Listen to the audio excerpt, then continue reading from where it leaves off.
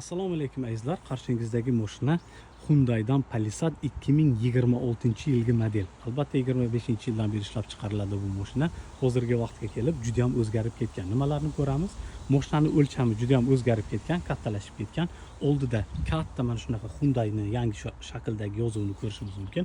Mana bu yoqda g'ishga o'xshab turibdi burilish chiroqlari hamda bu yoqda ikkita asosiy ya'ni lupalashgan farlarni ko'rsak bo'ladi. Bu yoqda esa radiator panjaralari juda ham katta, havo kiradigan joylari juda ham ya'ni kichik. Mana pastdagi joylari esa ochiladi, yopiladi. Kelinglar ko'rib chiqamiz.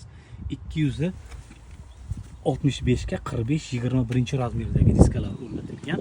Mashinaning rangi qop-qora. Hozirgi vaqtga qadar bor texnologiyalarni hammasi joylashtirilgan. Jumladan kameralar 360 gradusli hamda palasalarni o'qish, adaptiv cruise control va hokazo narsalar. Bu yoqda mana ko'p datchiklar uchun joylar bor. Tepasida ikkitalab ya'ni lyuklari bor.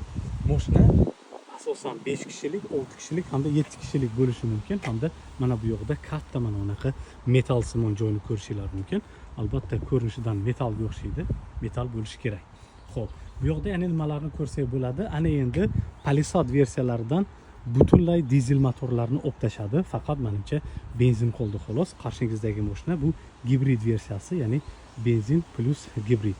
Nimalarni ko'rsak bo'ladi? Orqasidan mana bunaqa katta narsani ko'rsaklar bo'ladi. Spoiler deymizmi xullas.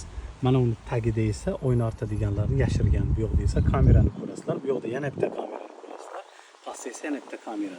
Asosan bu kameralar ya'ni yo'lni nazorat qilish uchun ishlatiladi. Bittasi bo'lsa faqat shu orqaga haydaganda yoki bo'lmasam 360 gradusli kamerani ishlatgan paytlarda ishlaydi.